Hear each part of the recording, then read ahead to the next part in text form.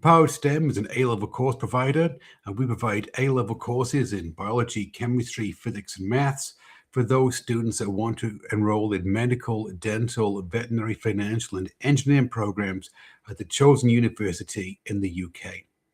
So today, I wanted to come in and I wanted to talk to you about how you can help your teen turn mock mistakes into A-star momentum. Because you know how it is, parents. Around mock exam season, your son, your daughter, they come home and they've got this complete look of disappointment, of frustration, or sometimes even panic on their face. You don't need to ask them how the mock exam went because internally you know.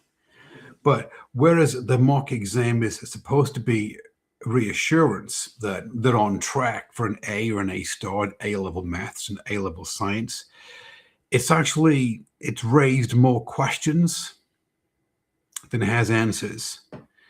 And the mistake that parents make is this one, is it's not overreacting. What it is parents are treating mock exam results as failure rather than fuel.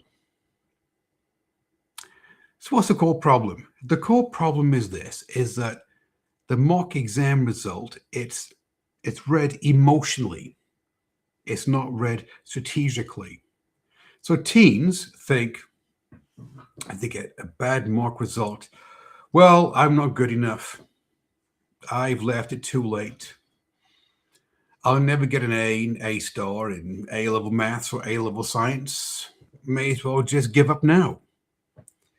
And parents, what you want to do is that you want to offer them reassurance by saying, oh, it's okay. Things will work out in the end. It's only one test. You put in all the time and the effort.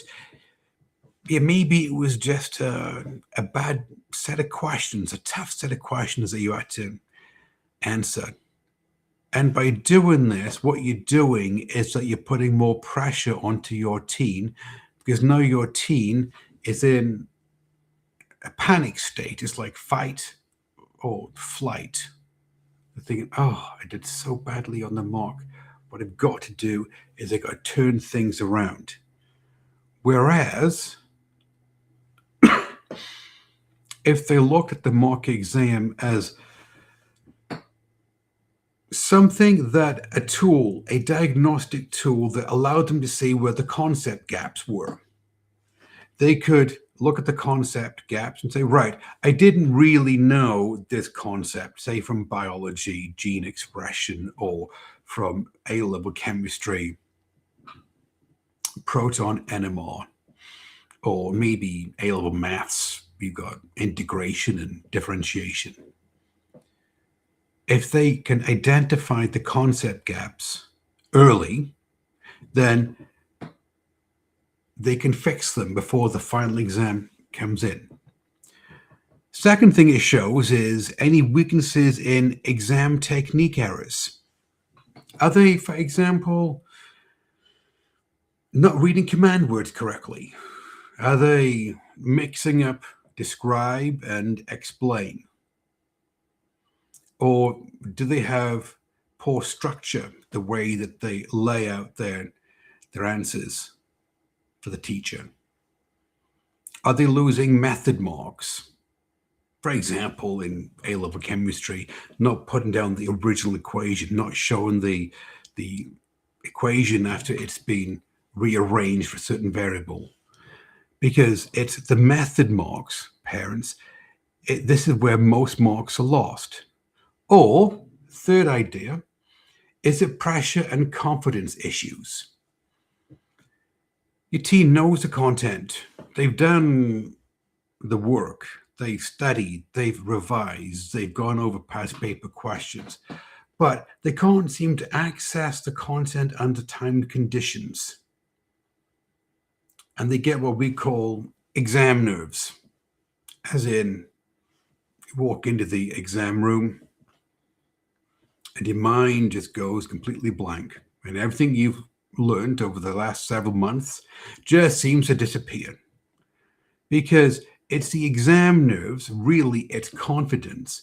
And a lack of confidence has been shown to affect recall. So if you're not very confident about something, all of a sudden you're not able to recall something, which previously at home when you were studying it, you could easily recall it without really thinking about it. Or is it process problems? Is it ineffective revision? Ineffective study techniques? Are they just blindly going on to the next topic? Are they just picking up the next pack of papers? There isn't a feedback loop there to go help them out. They don't have a clear plan. You see, parents, the good thing about mocks is that mocks, they don't expose lack of intelligence. What they expose is systems aren't working properly. So talking about systems, obviously at Empowered STEM, we have a system. We have an A-level system that we put together that helps your teen climb the grade ladder, as we call it, up to the A and the A star. It's a pathway. It's known as the STEM Path Method. And STEM Path Method contains 4 steps. And these steps help your teen turn mistakes into momentum. So the very first step then on the pathway is precision diagnosis. Precision diagnosis starts off with the concept of this, is that marks are data. That's it. There isn't any emotion, any feeling associated with the mark. You're just looking at the mark result on a piece of paper. This is a grade that you got. What it does is that it shows errors, conceptual errors, errors in timing, errors in exam technique, and errors when a familiar topic that your teen knows just goes wrong on the exam. So rather than just look at the mock exam and think, okay, I got this grade, I got a B, I got a C, I got a D, right, and then file it back into their notebook. What students enrolled in our courses do is we sit down with them, we go over the marks with them, and we come up with a plan. And so they know the reason why I didn't do very well on this mock is because, and we call it the 3 fixes, this, this, and this. And so all of a sudden, they have a very clear plan, parents, that they can follow. Because what it does is this, is that it turns the idea that I did badly on a mock into clarity. They know where they are at the base of the mountain, and they know the pathway that they need to take to get up to the top of the mountain where the A and the A star lives. Second step is conceptual clarity. Conceptual clarity for us means that we help your teen know what they know and know what they don't know. And we fill in the gaps in the conceptual knowledge. And so your teen has a really solid foundation when it comes to concepts, the core topics. And we especially focus on the weak areas. Because parents, there's no point in your teen going over concepts that they understand. That's just a feel-good exercise. What they need to do is get in there and work on the concepts that they don't understand. And so we look for those concepts that are behind those mistakes that keep repeating exam after exam after exam. And we help your teen fix them. Or maybe it's some foundational knowledge that they need support with.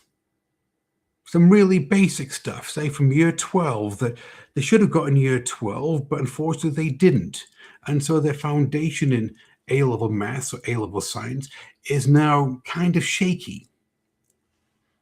Because When we do this, when we start to rebuild your team's conceptual knowledge, confidence starts to rebuild as well. Understanding and confidence go hand in hand. The third step is strategic revision. Because again, at Empowered STEM, our students, they work smart, they don't work hard. But strategic revision to us means this. In the concept of a mock, the mock dictates what gets practiced next. If you are weak in this area, say from biology, cells, you're weak in this area, then this is what you practiced and practice until you are no longer weak in the area, until you've strengthened it up. Because what mocks do, mocks give your team direction. It doesn't mean that they got to put more hours in, because they're probably working a good number of hours on the A levels anyway. But rather than just put the hours in, what we say is, let's give your team some direction. So mocks to us are a map to give your team the direction that they need in order to increase their grades. And they can do this by using targeted past papers. Now again, you've got to be really careful about this one, parents. So let me explain what I mean. By targeted past papers, you don't have to do every one. Just go back 5 years, for example, because we all know that the exam board changes up the question types once every 5 years.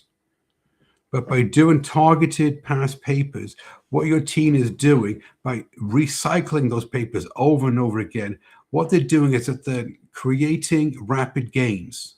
But I need to be clear about something. What I don't mean is that your team is memorizing the mark schemes to past papers. No, I mean that they're picking selected past papers and they're doing them under exam conditions to see if they really know it. And by the way, they can switch exam boards when they're revising, because sometimes you just fall into the lull of what the examiner wants you to write down for your exam board. And so why not try a question from a different exam board to see if you can answer that one as well. And the fourth one is medical mindset. Medical mindset to us means helping your teen rewire their brains so that they become the type of student that would earn an A or an A star in A-level maths and A-level science, and they would go on to the university of their choice, and they would become a doctor, a dentist, a veterinarian. But in the context of mocks, the medical mindset means this, is that the mock shows you the mistakes that you made, but the mistakes are information. That's it. They're not at all attached to your teen's identity. They're not attached to any limits, and they're not attached to any verdicts. So what I mean by that? Well, this one. Sometimes teens link their identity to the grade they got in the mock exam. Meaning, well, I got a C on the mock exam, therefore I must be a C student. No. You got a C on the mock exam. That's it. It's a number on the page circled by your teen's teacher. It is not linked into your teen's identity. Your teen can be an A or an A star student. The two are not connected. It doesn't mean it puts a limit on what your teen can achieve in A-level maths and A-level science. Just because they got a C or a D on the mock doesn't mean they're going to walk out with a C or a D on the final exam. No, the two are not connected. Your teen can easily move up to the A or the A star in A-level maths and A-level science.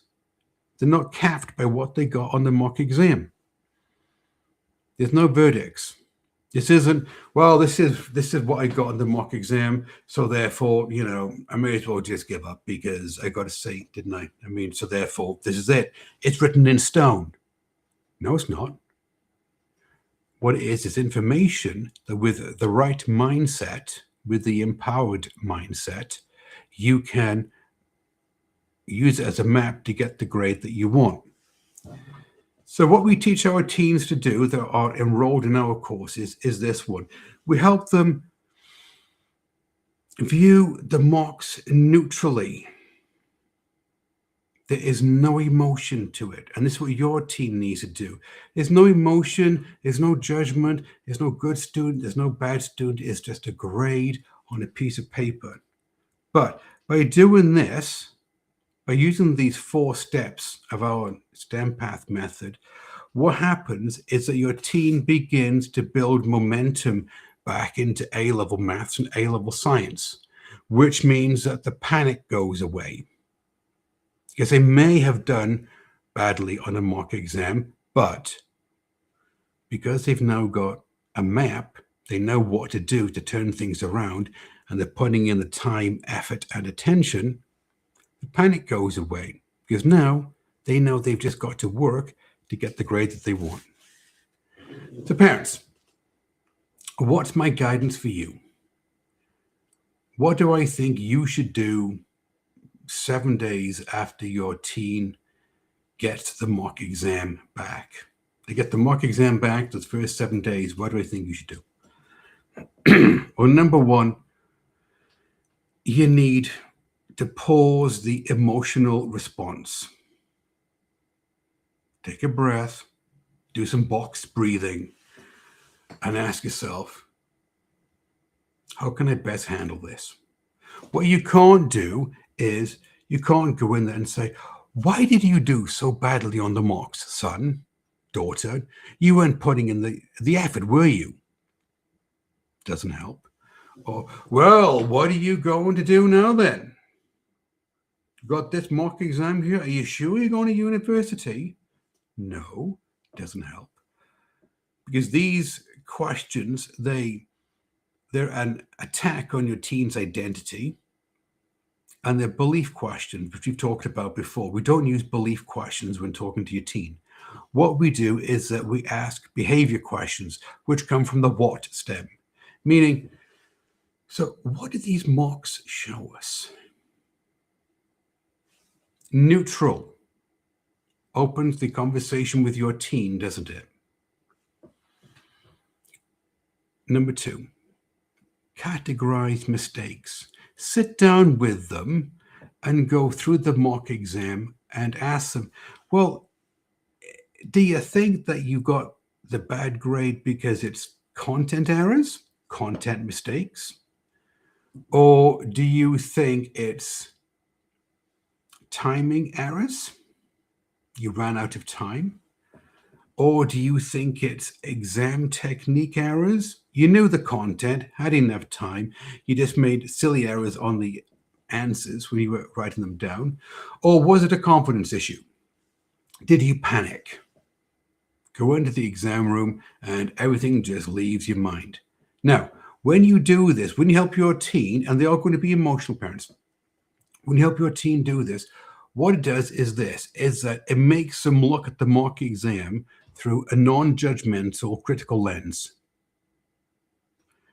which means that you take the emotion out of it, and so you decrease the overwhelm that they have. Yes, they may be upset, they may be emotional, but give them a couple of days and then have this conversation with them and help them start to map things out, to put things into perspective. Number 3, choose one momentum goal. Yes, I know, parents, you want to get in there and say, well, I think what we need to do is we need to do this, we need to do this, we need to do this, and also this, and we've got to change this around, and you can't have any free time in the weekend, and you've got to study more and revise more. I have to get you a tutor and everything else. Breathe. Just a one focus area, parents. One thing that you want to focus on, one improvement target. For example, maybe the first week it's, I'm going to help my teen write a study plan and put it onto the fridge in the kitchen, right? I'm going to check in with my teen the weekend. I'm going to help them see that they need to spend 90-minute blocks here doing past paper questions and 60 minutes actually studying. and map everything out. Because if you do this, if you give them a target which is achievable, is known as an easy win, then you start to increase momentum. Because momentum, it doesn't come from these massive action plans, 4 or 5 steps on each area. No, it comes from an early win when they start to rebuild their confidence. Number 4, reinforce the long view. Yes, parents, your teen right now, they may have blinders on. They may be looking at the mock exam saying, oh, this is it. It's the end of my day. Oh, goodness me. But what they need you to do is come in and tell them the long view. Right, look, son, daughter, it's just one mock exam. You have the rest of the course. We can certainly turn things around. And A-levels are just this chapter of your life. And after that, you can go on to university. Because at the end of the day, parents, it's this. One mock doesn't define your teen's final grade in A-level maths and A-level science. How they respond to it does. And this is the key distinction. One mock does not define the final grade. How they respond to it does. Let me tell you a real student story. Let me tell you about Sophia. Now, I've mentioned Sophia before. Sophia, when she came to us, she had been predicted at the end of year 12, she had been predicted an A star in A-level chemistry by her tutor, her teacher at school. And on the mock exam, she earned a D. I know. So she enrolled in one of our courses.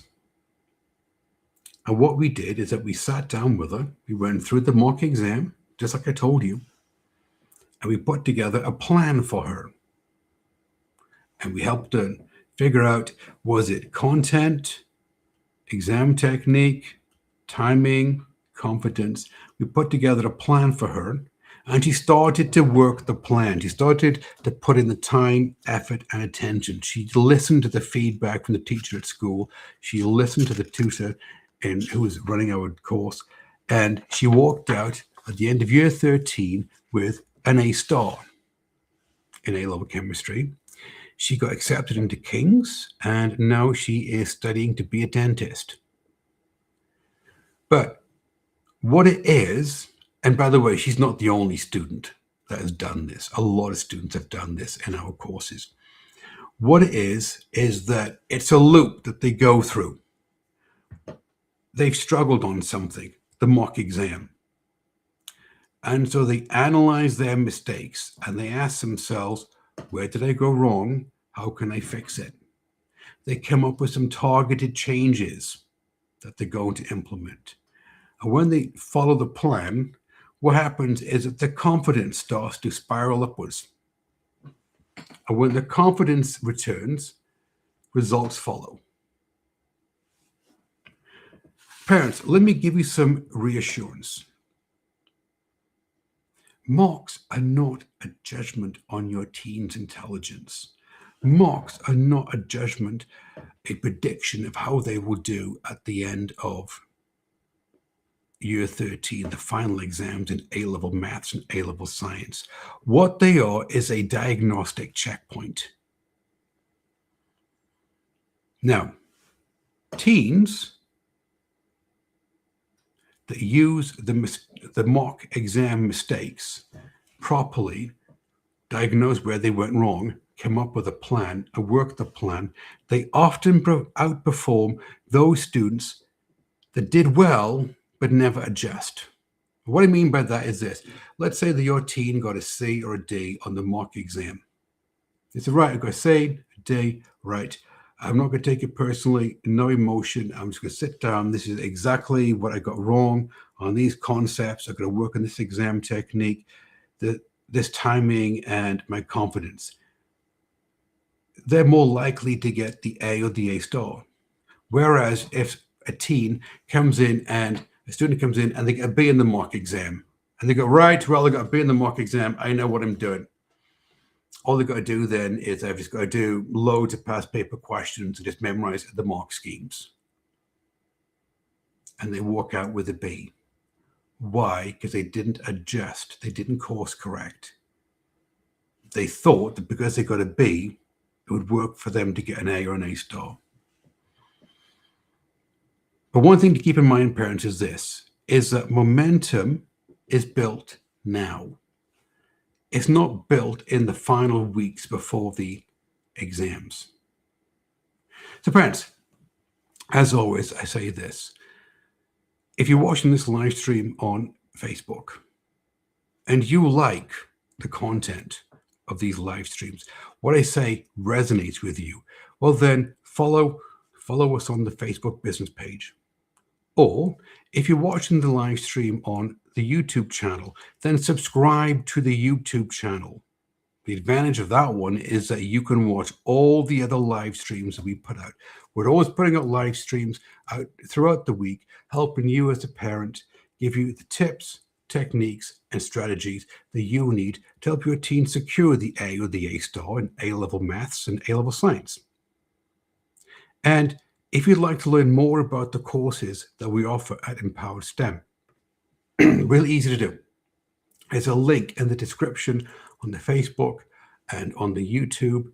Click on the link and then you can fill out the form and a member of my team will reach out to you and you can have a non-sales, non-committal conversation with a member of my team. Real easy. What they do is they ask you to explain where your teen is in terms of grade, the working grade, the predicted grade, the aspirational grade, what university they want to go to, what they want to be, doctor, dentist, veterinarian. And parents, you can ask all the questions that you want. And so at the end of the conversation, you'll feel well informed and well taken care of. And we'll explain to you how our courses work. And if it's a good fit between what you want as a parent and if we think that we can help you out with one of our courses, you've got all the information that you need to make an informed decision. Everybody take care, and I'll see you in the next one.